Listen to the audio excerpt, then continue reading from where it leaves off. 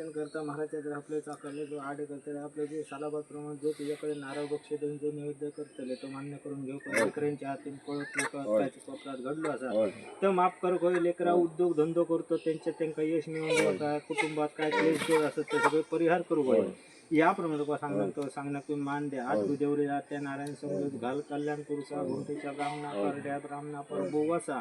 बाराच्या गाडोसा राज्याच्या गाडोसा खातात चवटवाद रवनाथ महाराजा राजा